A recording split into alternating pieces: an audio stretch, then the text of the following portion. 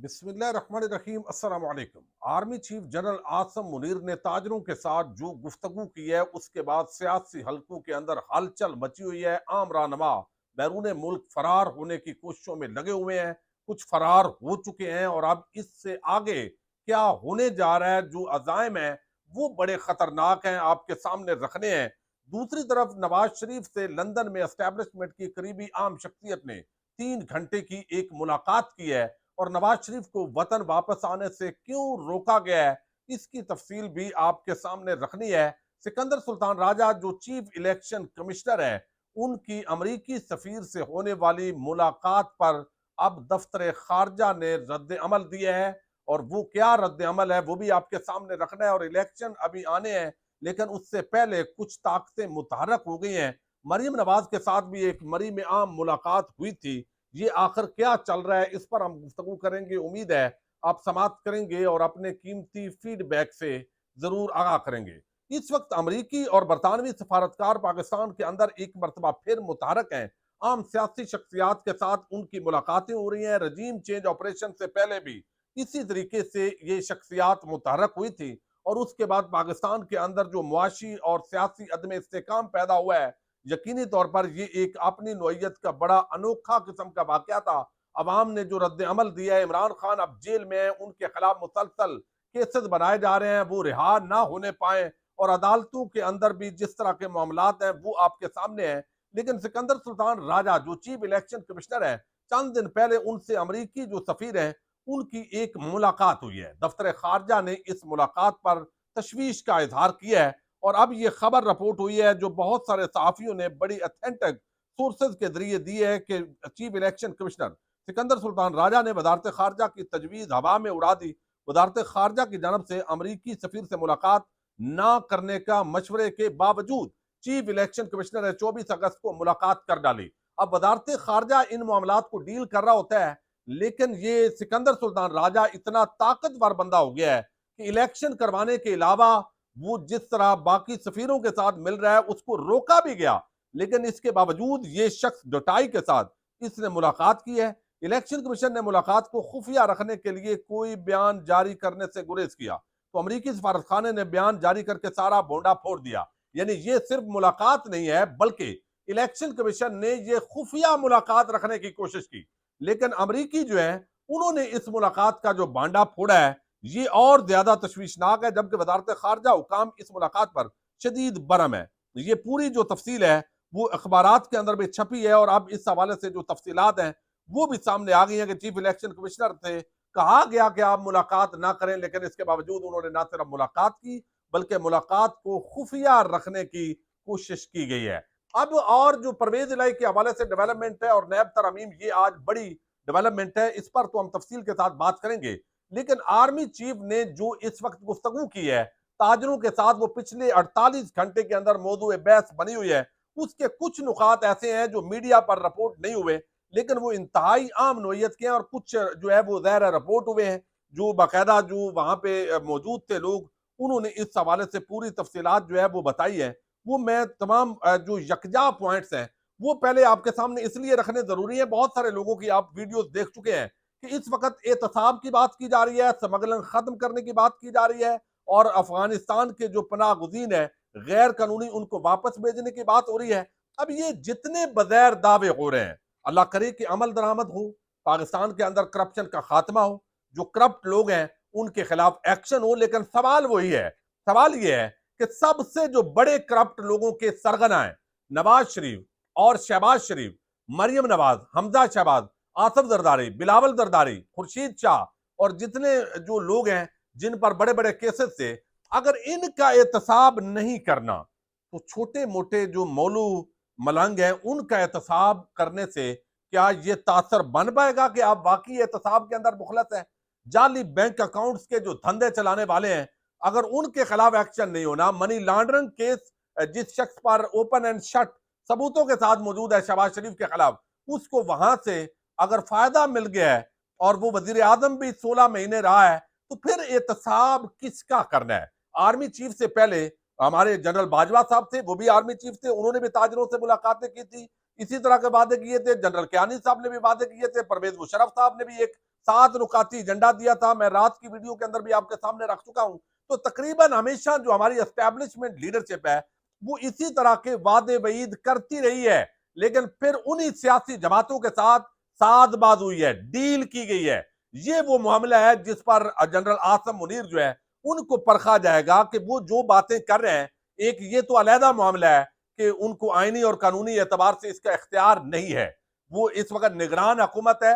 निगरान हुकूमत का काम सिर्फ इलेक्शन करवाना है। 6 महीने के अंदर जितने वादे, $100 अरब की सरमाकारी, क्या ये वादे पूरे हो सकते हैं? तो इसका मतलब है कि फिर लंबे अरसे के लिए इलेक्शन नहीं होने जा रहा है। अब जो बातें की गई है उसके जरिए आप अंदाजा करें कि वो जैसे लोग भंगड़े डाल रहे हैं। और मैं हैरान हूं कि नून लीग पीपल्स पार्टी के वो चगादरी सहाफी कासा लेज वो भी भंगड़े डाल रहे हैं कि वो सिर्फ इसलिए कि इमरान खान को रगड़ा लगेगा।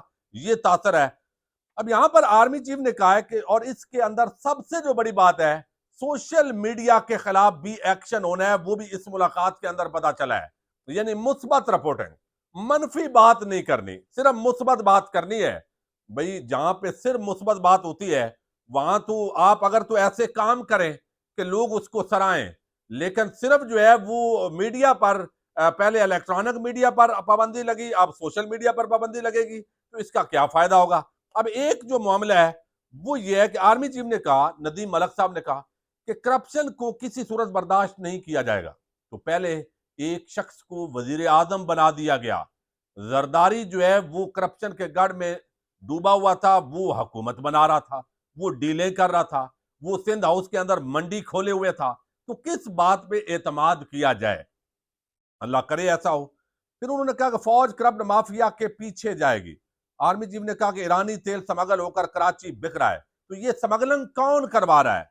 शब्बर जैदी साहब ने तो कहा कि उन्होंने ये नुक्ता जनरल जो बाजवा साहब है उनके सामने रखा, तो उन्होंने कहा खैर है, ये स्मगलिंग जो है, स्मगलिंग का इल्जाम तो पहले भी इदारों पर ही है कि जो है वो कुछ ना कुछ ऐसे मामलात चलते रहने चाहिए। तो अब मुमकिन है, जाहिर है इदारों ने उसको कंट्रोल करना है। कोर कमांडर कराची को हुक्म दिया है कि इस पर कार्रवाई करें और एक लेटर भी, ईरानी तेल लीटर भी तेल नहीं बिकना चाहिए, स्मगलिंग को जीरो करें। आर्मी चीफ ने ताजरों को बताया है कि उन्होंने सऊदी अरब से कहा है कि हमें आपसे $1 अरब नहीं $25 अरब चाहिए। सऊदी अरब से कहा है कि वो ज़राअत और माइनिंग के शोबे में सरमायाकारी करें, शराकतदारी सूबाई हुकूमतों के साथ करें, जमीन सूबाई हुकूमतों की होगी, मुनाफा से आप भी हिस्सा लें और सूबाई हुकूमतें भी, दोनों के लिए विन विन सिचुएशन होगी। $25 अरब की सरमायाकारी की गारंटी GHQ की होगी। जो चीजें तय होगी उनके खिलाफ वर्जी नहीं होगी। इन मुआहदों पर नैब, FBR या कोई सरकारी इदारा आएगा और ना तंग करेगा। वो सऊदी अरब के बाद UAE गए आर्मी चीफ और $25 अरब का सरमाकारी प्लान MBZ के साथ भी डिस्कस किया। आर्मी चीफ पर उम्मीद है कि न सिर्फ सऊदी अरब, UAE बल्कि चाइना, कतर और कुवैत भी भारी सरमाकारी करेंगे। आर्मी चीफ ने कहा कि हमारी IMF से जान छूट जाएगी। पाकिस्तान में जो भारी सरमाकारी आ रही है इससे हमारी IMF से जान छूटेगी, क्योंकि IMF प्रोग्राम पाकिस्तान को कत्ल कर रहा है और हमारे पास सांस लेने की भी गुंजाइश नहीं है। ये बातें सारी सही है। हमने IMF के इस प्रोग्राम के बाद इस चुंगल से ऐसे निकलना है कि बार बार किसी के आगे हाथ ना फैलाना पड़े। हमने अपने पांव पर खड़ा होना है। अच्छी ख्वाहिश है, लेकिन जरदारी और शरीफ माफिया से अगर डील ना हुई तो फिर ये अच्छा फ्री एंड फेयर इलेक्शन होगा, तो ये अच्छी बात है। कराची के ताजरों को कहा, आप कराची के करप्ट सिस्टम की बात कर रहे हैं, हम इस सिस्टम के पीछे जाएंगे और इसका खात्मा करेंगे। ये तो जरदारी करप्शन सिस्टम है, आप खात्मा करेंगे तो लोग आपको दुआएं देंगे। तीनों बड़ी सियासी जमातों के अंदर करप्ट अनासर हैं, ये बात दुरुस्त है, जो पाकिस्तान से ज्यादा अपने मफादात के लिए काम करते हैं। आर्मी चीफ ने असद कैसर, परवेज खटक, महमूद खान, इमरान इस्माइल का नाम लिया कि ये कल क्या थे और आज क्या है। काश आप इसहाक डार का भी नाम ले लेते, काश आप जरदारी माफिया में से किसी का नाम ले लेते। इससे भी एक जानबदारी जो है वो जो उनका ताल्लुक तहरीक इंसाफ से था, उनकी तरफ जो है इसका मामला जा रहा है, जो रिपोर्ट हुआ है। हम सबूतों के साथ बड़ा तकड़ा हाथ डालेंगे, ये भी कहा गया है। इससे पहले परवेज मुशर्रफ ने भी बहुत एहतसाब किया, अल्लाह करे ये अलहदा हो। तमाम गैर रजिस्टर्ड अफगानियों को वापस भेजा जाएगा। सोशल मीडिया पर टास्क फोर्स बना रहा हूं, जितने भी कीबोर्ड वॉरियर्स हैं उनको हम कंट्रोल करेंगे। यानी मनफी खबरें नहीं देनी, मुस्बत खबरें देनी है। ये शेख इरफान सदर जो है वो उन्होंने बताया। मौजूदा मायूस कुन मुआशी हालात में आर्मी चीफ से मुलाकात खुशगवार हवा का झोंका है। जुबैर मोती वाला, आर्मी चीफ को मोहम्मद बिन सलमान ने कहा कि पाकिस्तान में ब्यूरोक्रेसी के बहुत मसाइल हैं, आर्मी चीफ ने कहा कि कोई सियासी जमात पाकिस्तान से मुखलस नहीं। मैंने आर्मी चीफ से कहा कि इस तरह की इंटरेक्टिव सेशन होते रहने चाहिए। काशिफ अनवर, मैंने आर्मी चीफ से बरमला कहा कि हमें इलेक्शन नहीं चाहिए जब तक सियासी जमातों के साथ आप मिसाक मईशत साइन नहीं करते। मिसाक मईशत की भी बात हुई है। आर्मी चीफ की मुलाकात में कराची में करप्शन और कब्जा माफिया पर बात हुई है। शेख इरफान ने ये बताया है। लाहौर में गुड गवर्नेंस की बात हुई कि ब्यूरोक्रेसी को कैसे कंट्रोल करना है, क्योंकि मोहम्मद बिन सलमान ने कहा था कि हम पाकिस्तानी ब्यूरोक्रेसी की वजह से सरमायाकारी से पीछे हटे। पाकिस्तान की तीनों सियासी, तो इसका मतलब है कि ये जो एक बयानिया बनाया गया कि इमरान खान की वजह से सऊदी अरब ने वो जो वादा किया था सरमायाकारी नहीं की, ये तो खत्म हो गया। ये तो ब्यूरोक्रेसी, और ब्यूरोक्रेसी जो है वो तो ताकतवर हल्कों के कंट्रोल में रही है हमेशा। तो ये बात भी एक इसके अंदर जो है वो चीजें सामने आई है। पाकिस्तान की तीनों सियासी जमातें, और फिर आगे इसी तरीके से बात की गई। पिछले 1.5-2 साल में जो गैर यकीनी सूरत हाल थी, इसमें कल आर्मी चीफ की मुलाकात जो है वो बहुत बड़ा हवा का झोंका है। हमने वो आगे सोशल मीडिया और सारी चीजें, बॉडी लैंग्वेज वो बड़ी जबरदस्त थी। आर्मी चीफ बराबर बैठे, कोर कमांडर कराची को मुखातब करते हुए कहा कि मैं आपसे कह रहा हूं कि अब 1 लीटर भी ईरानी तेल नहीं जाना चाहिए स्मगलिंग होके। $25 अरब में से $10 अरब कहा है कि हमने रखने हैं जरा मुबादला के जखायर के लिए। इनिशिएटिव अच्छा है अगर इस पर वाकयातन इन लेटर एंड स्पिरिट अमल दरामद हो। तहरीक इंसाफ और इमरान खान के खिलाफ इंतकामी कार्रवाइयां खत्म हो। असूल और कानून के मुताबिक जो जाब्ते हैं वो अमल दरामद किए जाएं। जरदारी और शरीफ माफिया के साथ जो डील का तासर है ये जायल हो। और अक्रॉस द बोर्ड ये जो है वो एहतसाब होना चाहिए। एहतसाब ड्रामा नहीं होना चाहिए जो पहले भी हुआ है। तो पाकिस्तानी कौम की एक एक रुपए की बचत होनी चाहिए। बदमाशिया माफिया उसका कड़ा एहतसाब होना चाहिए। ये हमेशा आवाम का मुतालबा रहा है, लेकिन इसकी आड़ में इलेक्शन डिले नहीं होने चाहिए। इलेक्शन फ्री एंड फेयर होने चाहिए। बल्ले का निशान और तरीके इंसाफ को इजाजत होनी चाहिए। और ये चीजें चलेंगी तो यकीनी सूरत हाल पैदा होगी। वरना जब डंडा होता है वादे वईद बहुत होते हैं, बातें बहुत होती हैं, बुलंद बाग दावे भी हुए हैं, लेकिन हमने देखा है तियारा साजिश केस में सजा देने के बावजूद दोबारा नवाज शरीफ को डील के तहत लाया गया। बेनजीर भुट्टो के साथ डील की गई है, नारो दिया गया। अब भी दोबारा शहबाज शरीफ को डील के जरिए इख्तियार के अंदर लाया गया। ये उनके अपने लोग इस हवाले से मुसलसल कह रहे हैं।